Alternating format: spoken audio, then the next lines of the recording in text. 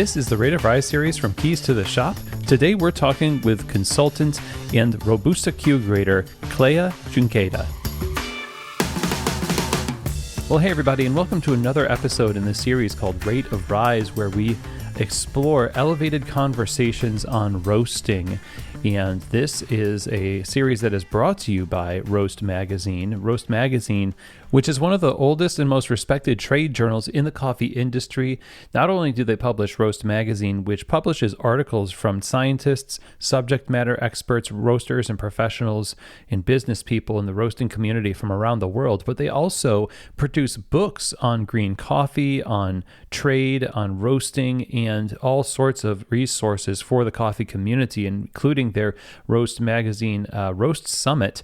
Roast Magazine is where you want to be plugged into to be resourced as a professional roaster. Go to roastmagazine.com, subscribe today, and get involved in all of the resources that they have to offer you. You will not be sorry that you did. And be sure to also check out their Instagram at Roast Magazine and their YouTube channel where they publish their Roast Summit talks, which is highly valuable. So again, huge thank you to our sponsor today, Roast Magazine. Go subscribe today over at roastmagazine.com. Now, this episode is also brought to you by Roaster Tools, and Roaster Tools features award-winning software that helps you manage your operations and sales at your roastery so that you can scale your business easily.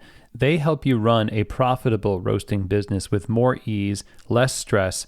They make e-commerce sales easy. It helps you grow your wholesale sales with a wholesale portal, and it helps you save time and make less mistakes as it helps you to automatically calculate and plan all tasks to roast, blend, package, and ship your coffee. That's gaining you back hours in your day. So check them out today at roastertools.com, where you can get a free ebook that they are offering called The Coffee Roaster's Guide to Profitable Holidays, which is 5 strategies to help you increase sales. So again, if you want to utilize this wonderful software in your roastery, go and check them out over at roastertools.com. All right, everybody. Well, today we are going to be exploring the topic of Robusta. Robusta coffee is something that has taken the coffee industry by storm, and it's always been a presence in the coffee industry. Even fine Robusta, for over a decade now, has been a conversational topic in specialty coffee, but lately, with a lot of companies really championing, especially Vietnamese Robusta and Vietnamese iced coffee and things like that, and beyond. This coffee has gone from something that people that may not really be ready to talk about to something that is a more serious discussion in more roasteries than ever before. And one of the things we have to do when we're having this conversation is think about when we get our hands on fine Robusta, the specialty grade Robusta coffee, what do we do with it? What does it look like to both understand what we are getting and how to handle it in a way that really makes its unique qualities shine for yours and the farmer's success?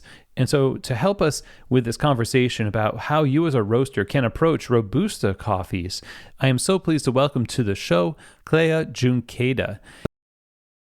Cleia's coffee passion was ignited in Brazil as she owned and operated her own independent cafe, training baristas, as she partnered with the Beehive Institution Young Service, offering training to underprivileged youth, and later produced an educational coffee DVD.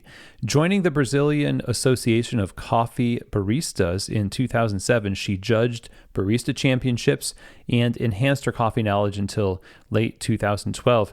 Cleia then coordinated at the Coffee Preparation Center, earning a CQI licensed Q grader certificate in 2012 and becoming a Q-Robusta grader in 2017. And from 2017 until 2019, Cleia has served on the SCA-UAE Board of Directors and has spent 6 years as a WCE Certified Judge.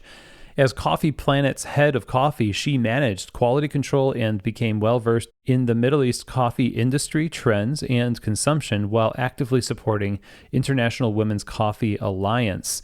And so Cleia comes with such an incredible amount of knowledge around operations, training, and specifically an understanding around Robusta and the practical application of having that integrated into a cafe and a wholesale program. And so today's conversation focuses on not only how we can approach Robusta with an open mind and what we need to do to prepare ourselves and our staff to really do it justice, but in the roasting process, what are the things that practically we need to consider as craftspeople and technicians to do it justice as well. It behaves in slightly different ways than the coffees that you're used to, and I think you're going to find this conversation very enlightening as we start to see a lot more of that fine Robusta show up on farmers' fields and in offer sheets from importers. I don't think it's going to slow down, so we need to be well-versed in this, and I'm so glad to have Cleia on the show to talk with us today. So without anything else from me, let's get right to it. Here now is my conversation about roasting Robusta with Cleia Junqueira. Well, Cleia, welcome to Keys to the Shop. How are you today? I'm fine, thank you. And you? I'm doing well. Yeah. It's a great day here in Kentucky, and you're out there in Dubai, so we're a bit of a distance, but I love that I get to connect with people from all over the world on this show. So I'm excited to have you on. Yeah, thank you very much. Yeah, it's really exciting. Yeah. So let's talk a little bit about your background in coffee before we dive into this subject, because I know the subject of Robusta is such a big one right now. And to be honest with you, if I look back at my career in coffee and I think about the first 10 years of my career, I don't think I ever anticipated that Robusta would be like top level conversation in specialty coffee. But, here we are, and it's a very fascinating subject. And I know you have a lot of experience with this and have written about it. And it's one of those areas of expertise for you. So let me just start by asking you, how have you developed yourself in coffee over the years, now to the point where you have your own consulting company? Actually, the things were happening slowly. So first thing, I wanted to have my own business 18 years ago. So I went to do a barista course to open my own coffee shop, which I've done. When I start into the business, I realized that people that I was going to hire, they couldn't afford to have a barista course. I was lucky because just on the street close to my coffee shop, it was a ONG. They were doing courses for young people. I started to give barista courses for free. And when I start to gain confidence, I start to give barista courses in my coffee shop also. This is the way that I've started. And then I start to also judge barista competitions. Because first, when I became a barista, I participated of a barista competition 1 month after being a barista. And it was, when I remember today, I was like, what the hell I was doing? But anyway, and it was a nice experience, and it was a way of showing that I was there to do something serious and that I wanted to learn. And it was really amazing. It was just the kickoff. And later on, after that, I start to give courses. So I was coordinating the Preparation Coffee Center of the Union of Industries of Coffee of São Paulo. And there I was working for 5 years. And while I was there, I had the opportunity to learn cupping, roasting, develop myself, and I did the Q-Grader course. And after that, I was thinking, okay, I think it's time to do something bigger, because I was giving also, on my free time, I was giving consultation for some industries, big industries in Brazil, to help them to get a better quality coffee. Then came this opportunity to move to Dubai. So this was end of 2013. Then I moved to Dubai and I became a roast master of one roaster here. But they were starting also. I was always super active and I was, okay, I need to do something that, I want all the excitement that I was used to. Because in Brazil, I was used to travel at least once a month to any region in Brazil. Also, I had the opportunity to travel to Chile also to give lectures. So I was always super active. And then I said, no, I need to be in a place that I'm going to be busy and develop myself. Then I start to work with this other roaster here that I was working for almost 8 years until April this year. And during this time, I did the Robusta grader also in 2017. Over the years, and as you said, when I started in coffee, I remember I had this friend of mine in Brazil who was dealing with Robusta a long time ago, and we were making fun of him. The Robusta guy, he's coming. Yeah. And nowadays, I see what we were talking back then, that Robusta are going to play a big role in the industry, and is already happening, we know. But this is what I believe. We still have a lot of education process to be done, but many roasters, they're already working with Robusta and giving value to Robusta. That's the difference, no, that we see nowadays. We find Robusta. And this is exciting also to see happening, because the quality of Robusta is amazing that we can find. That shift in perception of Robusta, you yourself in the early years, just like me, have looked at it as this lesser than. And to be fair, I think a lot of the coffee that was experienced, the Robusta that was experienced by people, wasn't making it easy for people to love it.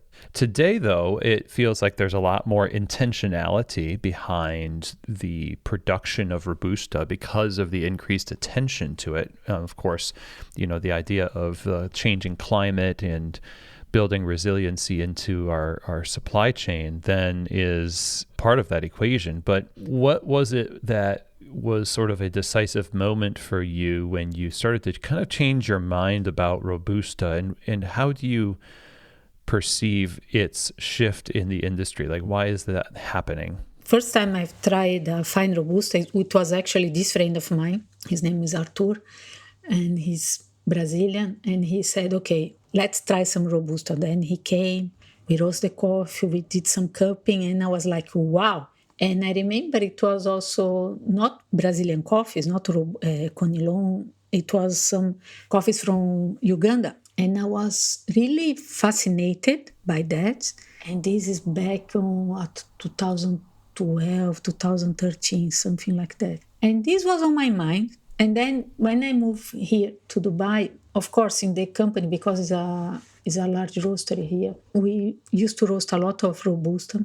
And then I said, okay, it's time for me to learn more about Robusta, because these are going to be the future. So I cannot be out of this, I was thinking. During the Robusta course, I learned a lot.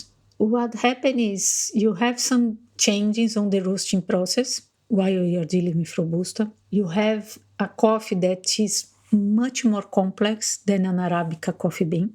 And only because of that, you already have a lot. Then when you start to cup and have the perception of all the flavors and aromas, and then it's really delightful. And more, what I'm seeing nowadays is countries which weren't having any Robusta plantation. They are also nowadays into Robusta, such as Nicaragua, Guatemala, Mexico. You have amazing Robusta coming from those regions. Besides Uganda, that continue giving amazing Robustas, nowadays you have really exciting Robustas from India. Even Vietnam is working with higher quality. And Brazil also, there is a lot of work being done also. So the best practice that the producers are implementing are helping to showcase the quality of the Robusta. That's great. Their motivations for doing so by propagating more Robusta coffee guesses on my end, I suppose, are the fact that it is less susceptible to disease and it's not as risky to do so, and they see the market shifting a little bit. Now, Robusta has always been a part of the market, but now that like the Q-Robusta especially probably has helped people see that at least there's a cohort of people in the world who want to apply a high standard to this low-grown coffee. I mean, that's relatively new in the industry itself, which I imagine adds a little bit of more of a craft element to something that was, by my estimation, more of a commodity coffee. Yeah, exactly. You're correct. So let me ask you, as we're talking about getting Robusta coffee into our shops, and I think a lot of people who have been around a long time will kind of feel like into our shops, not for the first time, because people have been using Robusta as a blend, especially in Italian espresso, for example. But we have a history of Robusta being a part of a craft of espresso and coffee. Now there's a new wave of craft that's adopting Robusta. And we've got better roasters. We've got more information. We've got Q graders like yourself.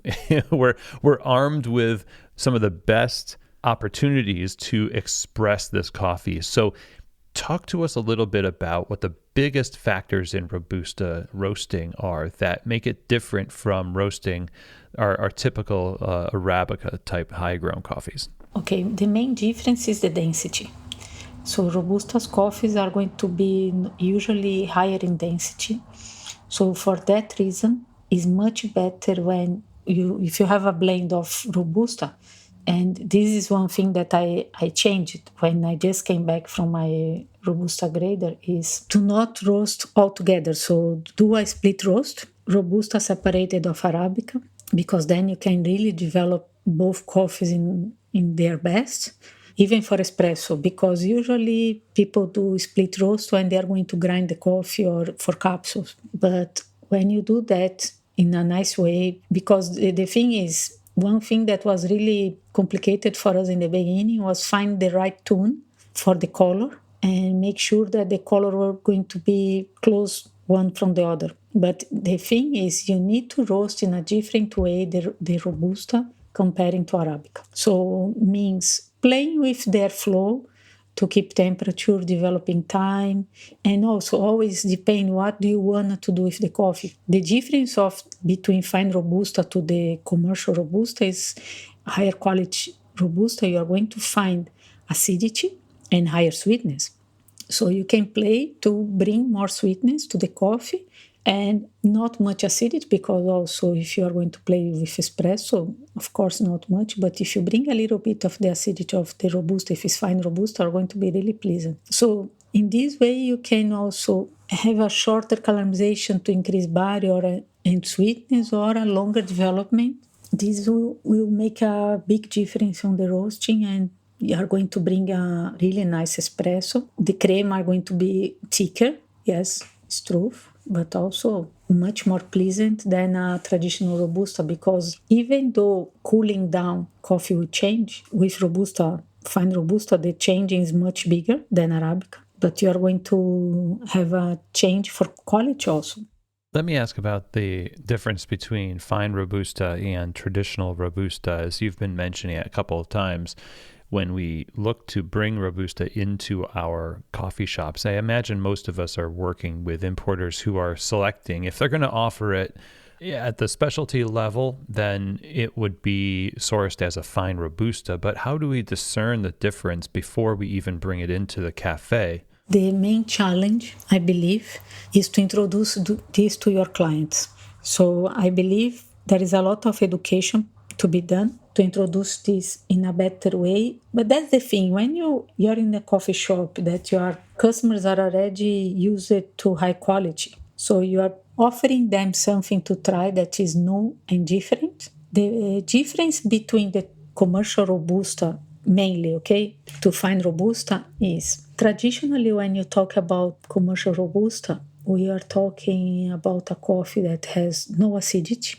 Bitterness is very high. We also have lower sweetness, and it's quite salty. When you talk about fine Robusta, you are going to have less saltness and higher acidity, and the sweetness are going to be higher than the bitterness. And then the characteristics of the coffee also, because when we talk about the flavor wheel that we have for Arabica and for Robusta, is also different. And you are going to find some spices, especially some wood spices, such as clove-like or cinnamon, and even pepper, that are going to play in a way that are going to be quite pleasant. Mm-hmm. And that's a big difference in terms of the scope of flavors that we're used to. As adventurous as we are, we are very adventurous people in coffee. I'd say, we say so.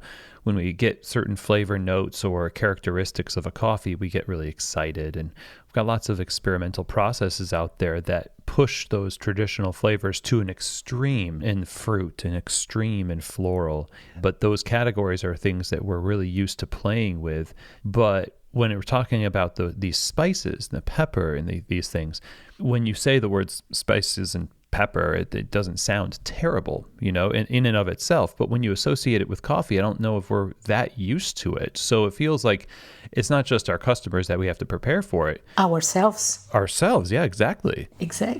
Yeah. Exactly, because that's the thing that I learned from this friend of mine in Brazil, because in the past, all of us, we were like, Robusta, no way. And it's actually being open to learn and to try different things. Number one. So when we're open to trying different things, we still have to take a foothold in our lineup. So it has to be familiar enough to get people in and different enough to make it interesting, but still tasty. And of course, how we source it and how we roast it, and we have to make sure that we're getting the green coffee in a quality green coffee in. So when we're looking at a sourcing sheet, are there any telltale signs that we should be looking for to discern this is a good lot? This green coffee this Robusta is a good coffee for us to use in our shop versus one that is being offered that is more on the traditional. I mean, is it just up to us to bring in the samples and try it? Or are there things that we can look at in terms of farm size and practices and descriptions and things from the importer or the farm itself that will help us as purchasers of green coffee to know the difference? The importers, they are already offering this fine Robusta, and they are also, some of them, they are open to that, and they are bringing already this fine Robusta as an option. Let's say from green beans point of view, and also lots of certified coffee farmers and producers, they are already working with sustainable practices. So whoever is working with fine Robusta, they are working the same way that the people working with the specialty Arabica. And sometimes some coffee farmers that are already specialty Arabica producers, they're starting to also have some plantation of Robusta to explore this fine Robusta also, because that's the thing. The good thing also about the fine Robusta, you don't need to work with high elevations. So depending the area that you are going to be much easier swift to a fine Robusta than continue working with Arabica and struggling to get better quality coffee because of the elevation of your farm.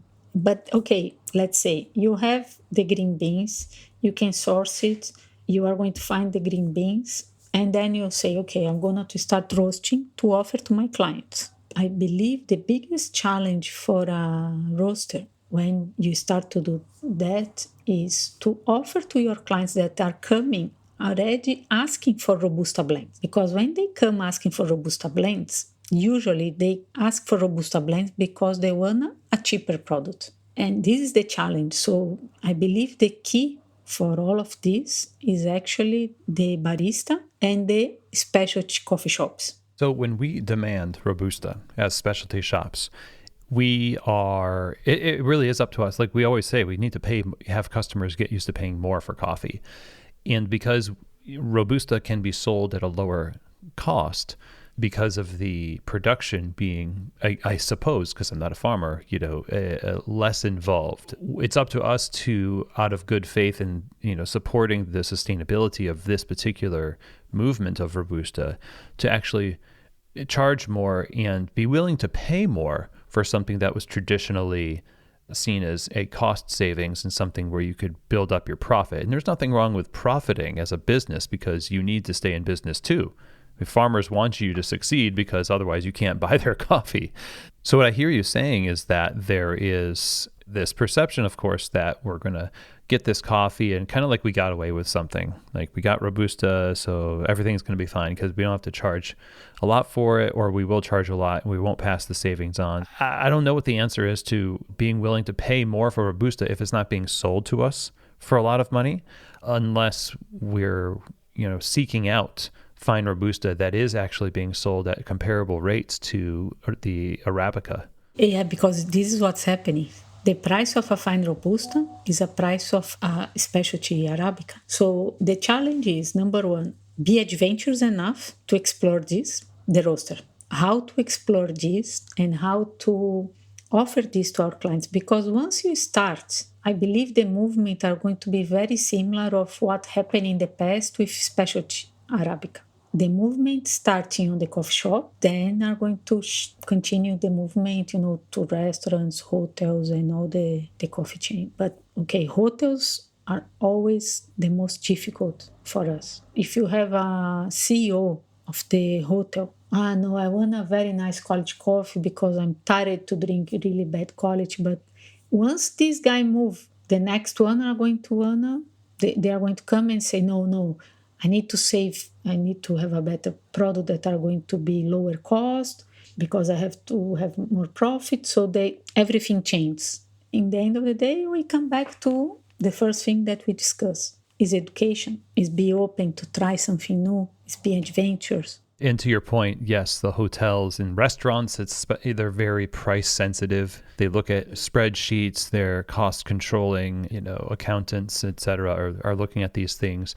And if you have somebody new coming into a role, they're going to want to prove themselves and say, look, I saved you all money. So maybe it's up to us, if we are the wholesaler, to show them another level of value that's not just, oh, well, this is going to make great flavor, but what's the return on the investment for continuing to pay the kind of prices for the coffee that your predecessor was paying? Yeah, exactly. And we can add value also, because what we can do, we also, as coffee professionals, we can come with new opportunities for the business. So you can start to do some coffee pairing with pastries, cheese, chocolate, and so on. Then doing some master classes, or this is one idea. The other is also the degustation menu between Arabica and Arabica with Robusta, because I tried before also, and this was really a different experience as well, but 100% fine Robusta as espresso. Mm-hmm. Yeah. And I was like, yes. This was really strong, but can be good as well. And to be honest, I'm the number one who are going to say, okay, 100% Robusta, no way. But if it's a fine Robusta, it's a different experience.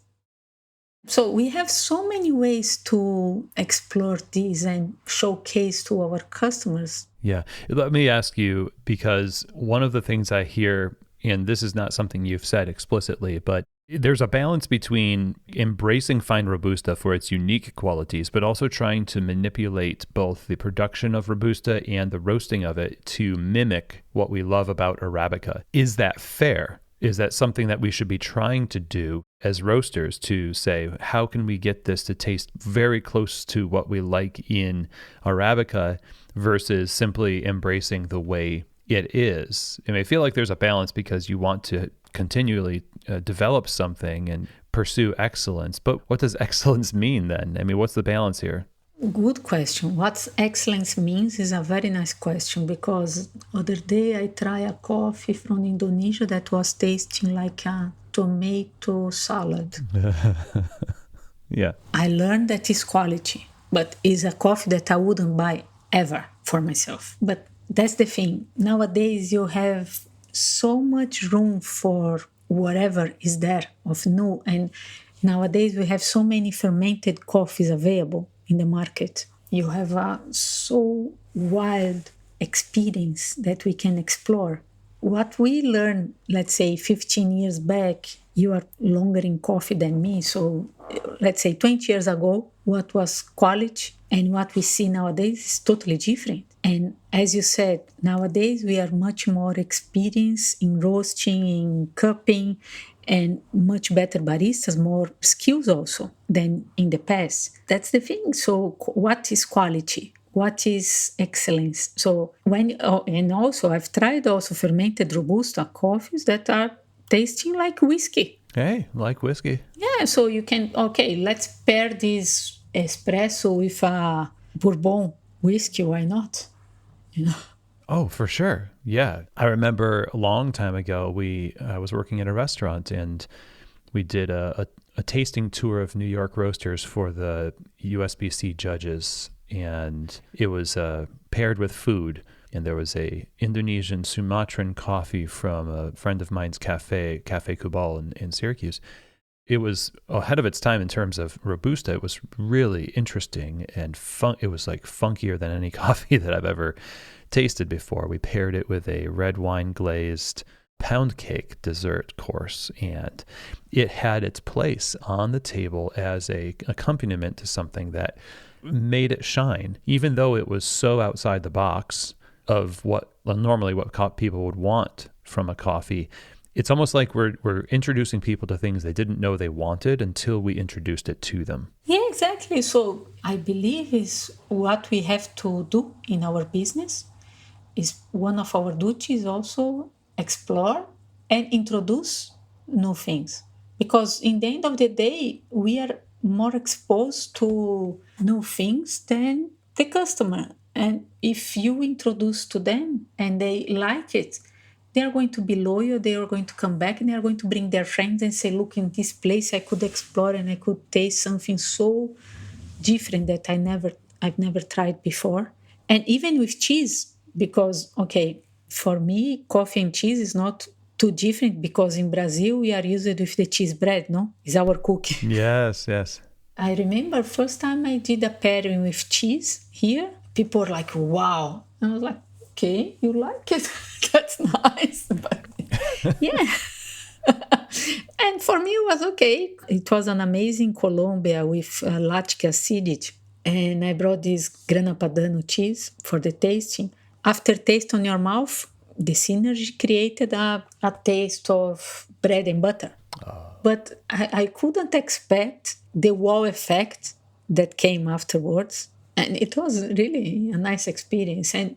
But okay, you can do with all different, so many cheese that you have available. Okay, let's say go to France, imagine what you can do. Wow.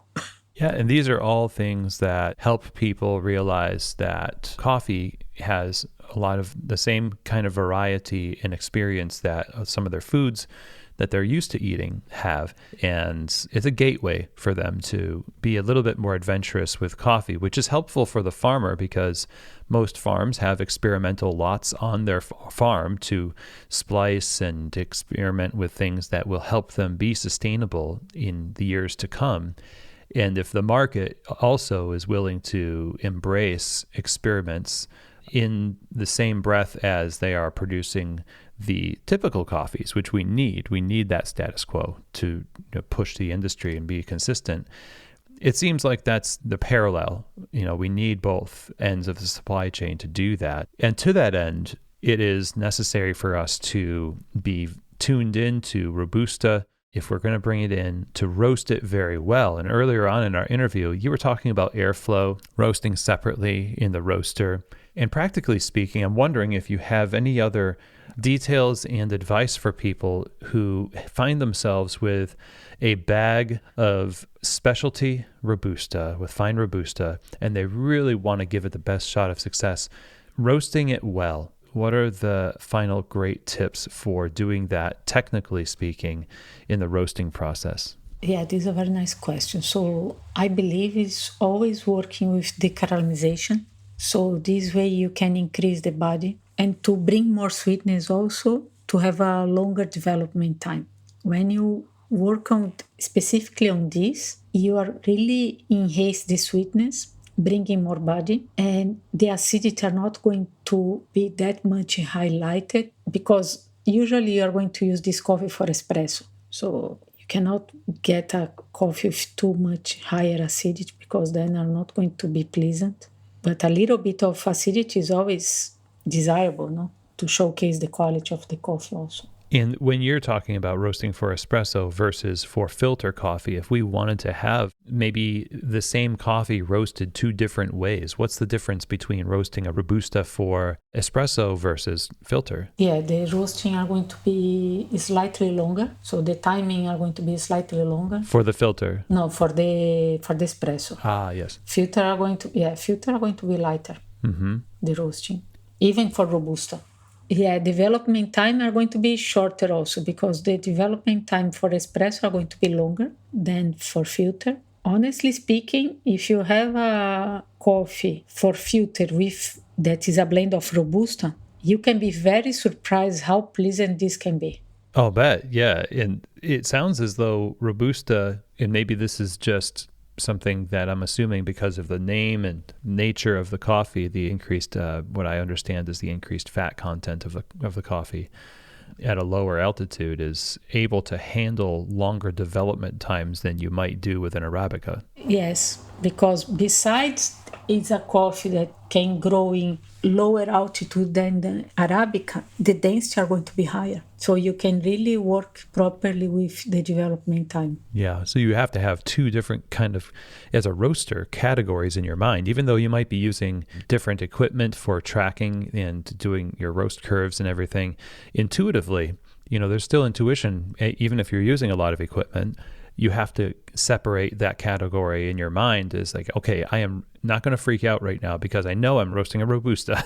Exactly, and gives you more freedom to work better because you can develop much better your coffee. And I experienced this because when you do split roast, quality-wise, you are going to really gain much more quality. Mm-hmm. Yeah, so always post-roast blending when you're using Robusta. I think this is the key tip. That's great insight. And when it comes to having the roasted product on hand, especially when we're talking about the hallmark that Robusta has been known for, which is the crema production, which in some ways is like, yeah, some people really look for that. Other people, and I know a lot of baristas, get super frustrated by the false positive of the volume of their espresso, which is actually just all foam. If it's too fresh, my suspicion is that Robusta would need a longer resting time to stabilize after roast. Yeah, but depends. If you are working with, the coffee for espresso, and honestly speaking, I don't like resting the coffee before packing. I prefer to roast and pack. You just let the coffee cool down and pack. If you let up to 28 degrees, no problem at all, you can pack. And actually the CO2 that come from the fresh roast are going to help to preserve the quality. Mm-hmm. When you talk about smaller roasters, they are not going to have the valves on the packaging. And let's say they don't have a nitrogen equipment to flush on the packaging. Yeah? So let's say it's manual packing without any nitrogen flushing. So if you have the coffee just roasted, the CO2 are going to help to preserve the quality of the coffee if your bag has a valve. And in cases that you have the nitrogen equipment on the machine that you are going to pack on, so you have the rolls to pack, then it's a different situation because you are going to flush nitrogen. So in this case, you can let the coffee after packing rest for longer. Yeah, indeed. What I believe is you roast, cool down, pack on a bag that has a valve. Without nitrogen, you are going to let the coffee rest for at least, let's say, 7 to 10 days before you start to use. Then, yes, you are going to have a very nice crema, not bubbly, because the problem for them is 7 days you still have some bubbles. But with 10 days after roast, will be fine. If you want to reduce this time, yes, you can let the coffee rest 1 day and then you pack the day after. And that reduces the time you might need to wait to open the package and use it as an espresso. Yes, exactly. Mm-hmm. And for Robusta... Actually, for Arabica and for Robusta, but in the end of the day... So the time doesn't really change? No, for one or the other, no, they're not going to change that much. Okay. Yeah, that's interesting because my assumption was that the increased crema production, if we didn't want to be inundated with a lot of agitation inside the portafilter from the escaping gases from something like a Robusta producing the crema, then maybe it would be like 15 or 20 days, but it sounds like that's just not the case. Look, honestly speaking, that's the thing. If you let 1 day after roasting, you can reduce this for 7 days. Practically, 15 to 20 days is always the best. Yes, I agree with you. However, the thing is, usually if you put your coffee on the hopper and you need to make it faster, let the hopper open. Yeah, give it lots of opportunity. Yeah, but always full also, because if you let this half, you are going to increase the oxygen inside, and then you are going to degas this super fast also. Yeah, excellent point. And it's the last stage of that coffee's life. And so if we go back to the idea of education, if we have, let's say, everything in line, everything is stable, rested, roasted to perfection, rested, ready to be made into espresso, the dialing in of a coffee that includes some of this stuff, the first expert in the profile of the taste that you need to have in that coffee needs to be the barista, so that they can present it to the customer with confidence, even though they know it might be a little bit different than what the customer typically would be looking for. In espresso, it might not be as much of a conversation because, a lot of it might be milk-based, but even so, with filter coffee or with smaller espresso drinks, the barista will have to have been working closely with the quality control team to know this is the profile you're looking for as you're dialing in this particular kind of coffee. Yeah, and also, if the problem is the freshness of the coffee, how me as a barista are going to work to have a better crema? Because this is always the challenge. Okay, so let the hopper open, let half of the way, because then you are going to have more oxygen and then you are going to gassing faster. I've been working here more than 8 years inside the roastery, actually 9 years inside the roastery. So in the end of the day, at the roastery, the coffee was always super fresh. And the baristas at the roastery, that are usually the roasters, also working as baristas, when I have tasting, the coffee was always amazing. But also because we were always taking care of the water. So the water at the roastery was always with a very good quality, and we were using a very nice water filter. I see. We know 98% is water, so if you don't have good quality water, my friend, I'm sorry, your coffee are not going to taste good. If you don't clean properly your espresso machine, how come the coffee are going to taste good? And if you are not grinding properly, because that's the thing. And you know that when you talk about espresso, we have so many factors, and we need to make sure that through the way we have everything done properly, and the barista is at their better of their skill, and then you're going to have an amazing experience. It's interesting because we oftentimes will blame the coffee, or we'll blame the roaster, as they say. We'll blame the roaster for having this coffee taste the way it does. But if you want to be adventurous and you want to have these interesting experiences, you have to be really good at maintaining the consistency of the boring stuff. Yes, exactly. And as coffee professionals, we know that, okay, when I start to work with coffee, I start as a barista. As barista, our job is always what I need to do to have a better cup of coffee and what I'm doing wrong.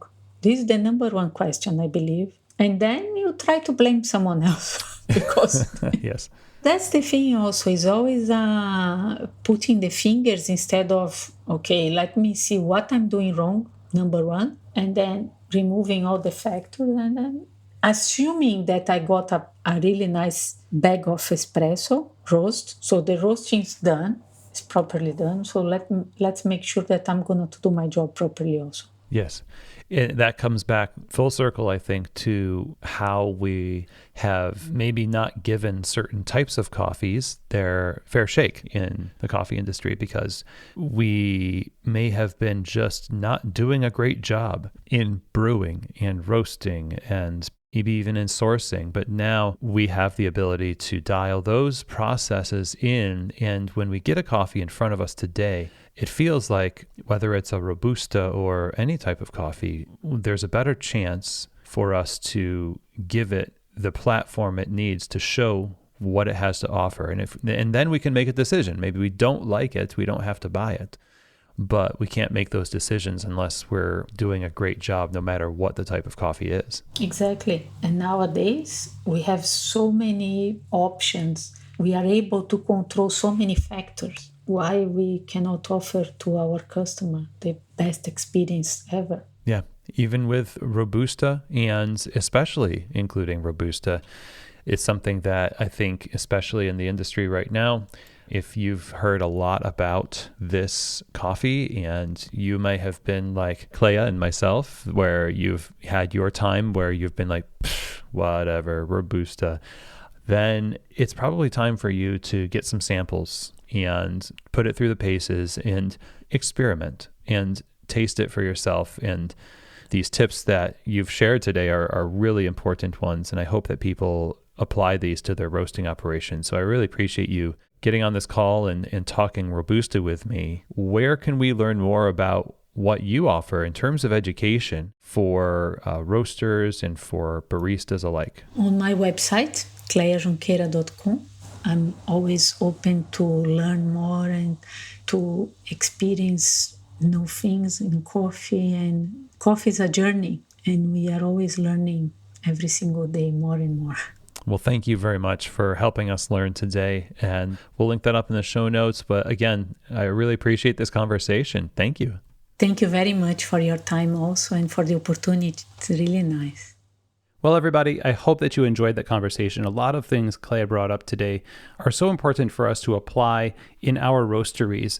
If you are going to reach out to your importer or to farms that produce fine Robusta coffee, this is something that has to find its place in your operations with a certain degree of focus so that it can be not only showcased well in the way that it's prepared through roasting and prepared by the baristas, but that the marketing around it and how you present it to your customers is in line with its unique characteristics and attributes. So Cleia has given us a lot of pointers for how to do this in the roaster, how to do it in the cafe with our wholesale clients. And it's really an exciting time in coffee where we have the tools and the knowledge to really take on new things. And for many of you, that might be taking on and sourcing a fine Robusta for your roastery. And hopefully today's conversation has given you some tools to help you be successful in doing that. And so a huge thank you to Cleia Junqueira for joining us on the show. If you want more information about what Cleia offers in terms of consulting, then go ahead and keep an eye out for cleiajunqueira.com. We'll link to that in the show notes. And you can also check her out on LinkedIn at Cleia Junqueira. If you have any questions, comments, or feedback for me about today's episode in any of the Rate of Rise series or anything else that we publish on Keys to the Shop, go ahead and email chris@keystotheshop.com. I'd be happy to answer your questions, take suggestions for future Rate of Rise episodes as well. And with that, thank you everybody so much for listening. Don't forget to subscribe to Roast Magazine and check out roastertools.com. Download their free ebook, roastertools.com. And I hope you all have an amazing day. And as always, I hope that this episode has truly given you keys to the shop.